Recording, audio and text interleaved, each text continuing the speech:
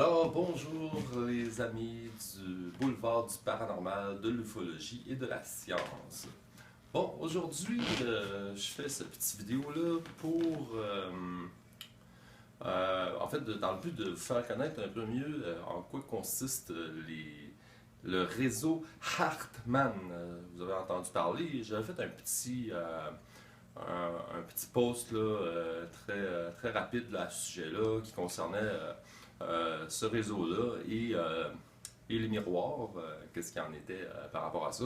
Ben, aujourd'hui, c'est pas de ça dont il va être question, là, pas la question des miroirs, mais plutôt au sujet de la manière de les détecter.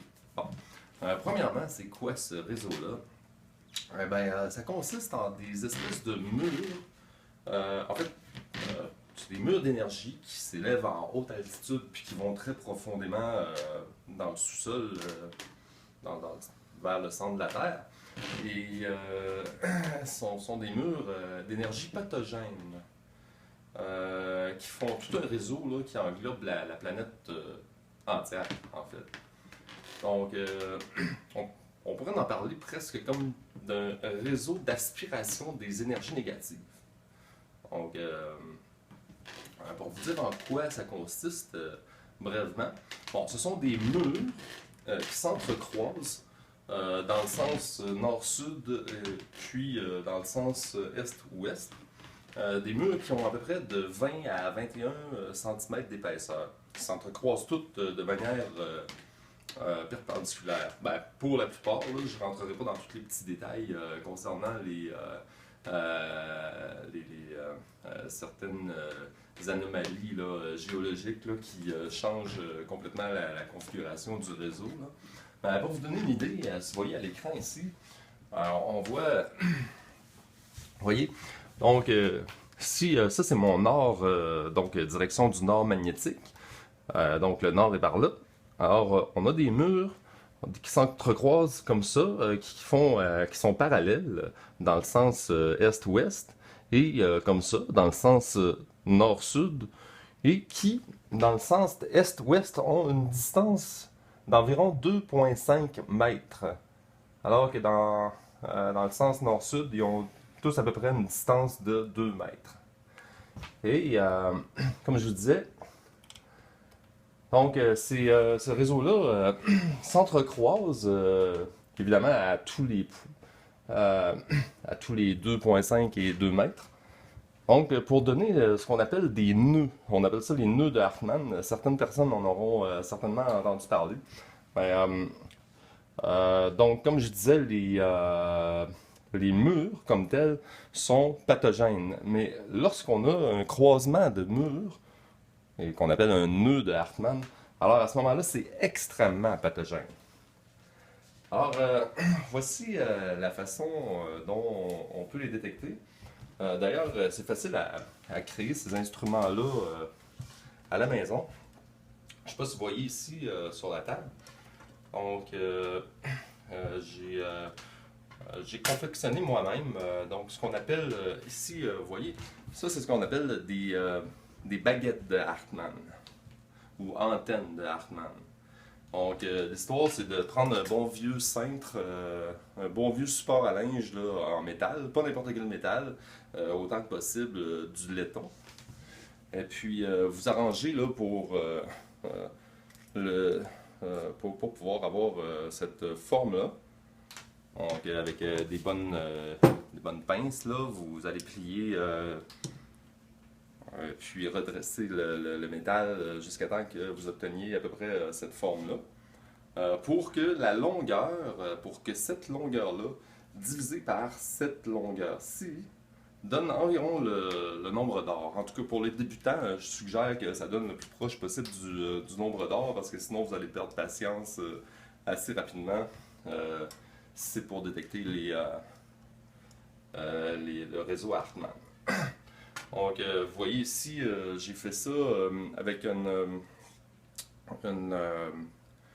que je pourrais appeler une gaine de protection en plastique parce qu'il s'agit d'énergie pathogène. Et puis, comme ces antennes-là sont quand même assez sensibles à ce réseau-là, ben, on capte assez facilement les énergies pathogènes au moyen de ces antennes-là.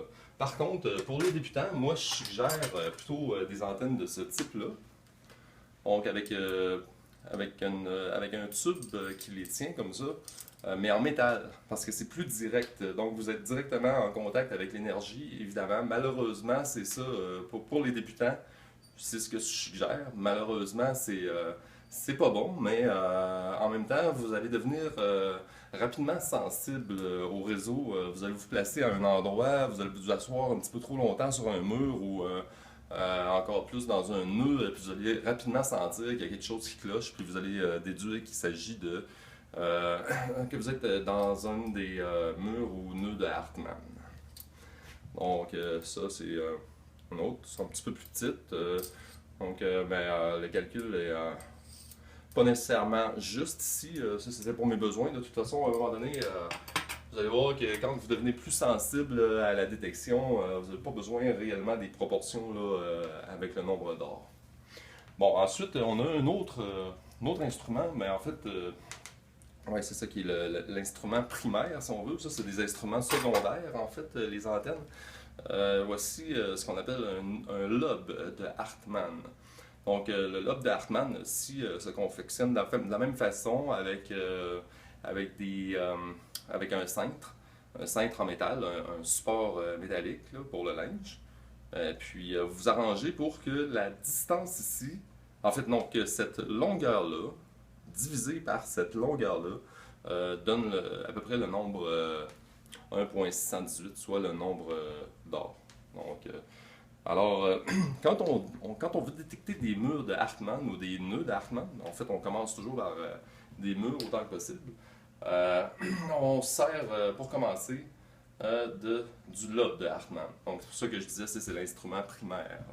Ensuite de ça viennent les instruments secondaires. Regardez, je vais vous donner un exemple. Là. Ici, je vais me promener. Je sais à peu près que devant moi, quelque part par là, il y a une ligne de Hartmann, un mur de Hartmann, si vous préférez. Donc, l'histoire, c'est que quand vous prenez le lobe, vous vous arrangez pour que votre doigt du dessus, celui-là ici, soit à la hauteur du chakra du cœur. OK? Donc, vous allez commencer comme ça. Et puis, vous fermez vos poings. Regardez comment je ferme mes poings. Je prends mes poings comme ça. Je mets mon pouce par-dessus mon troisième doigt, comme ça. Et la même chose pour cette main-là. Et puis, vous tenez doucement le lobe de Hartmann, comme ça. Et puis là, je vais m'avancer tranquillement vers le mur. Et puis là, oups, vous voyez, ah, là, ça vient de tasser. Vous allez vraiment sentir une pression qui se fait dans le lobe. Donc, vous voyez, ici, on a un mur qui passe ici. Moi, je sais que mon nord est à peu près par là, donc juste pour vous montrer un peu de quoi ça a l'air. Dans le sens nord-sud, on disait bien que ça a une distance de 2 mètres. Donc, je vais recommencer. Je vais recommencer ici comme ça.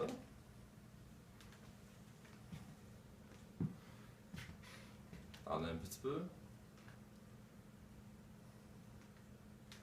Il suffit de prendre ça correctement. Ben voilà, on y est bien. Il y a quelque chose ici.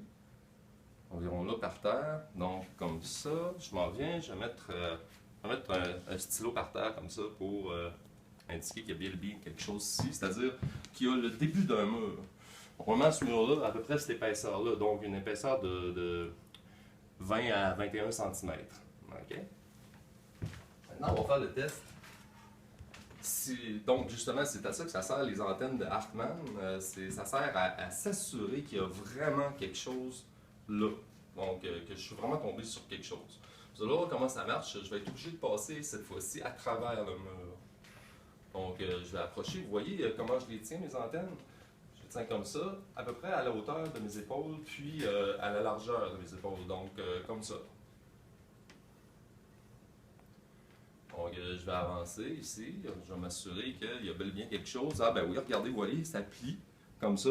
Puis, derrière mon pied se trouve le mur. Je viens de passer à travers le mur. Voilà, on va faire la même chose dans le sens contraire ici. Ouais. On va aller par là. Donc, par ici. On va voir ce qui se passe par ici. Donc, je vais avancer. Et puis là, oups, voilà, on a quelque chose ici. Ici. Donc, environ là, comme ça, par terre. Oups, j'aurais besoin du stylo. Merci chérie. Donc, on avait quelque chose à peu près là. Et on va voir avec les antennes de Hartmann maintenant si c'est vraiment plausible, qu'est-ce que je dis. Alors, je vais me promener, puis ouais, voilà, je viens de passer le mur, justement, mon pied qui est là. Et il y a bel et bien un mur là. Maintenant, faisons la mesure. Comme ça, entre les deux. Et puis, vous voyez, venez voir. Vous voyez ici, ça part de là jusqu'à ici. Et ça donne bel et bien 200 cm, c'est-à-dire 2 mètres de distance entre les murs.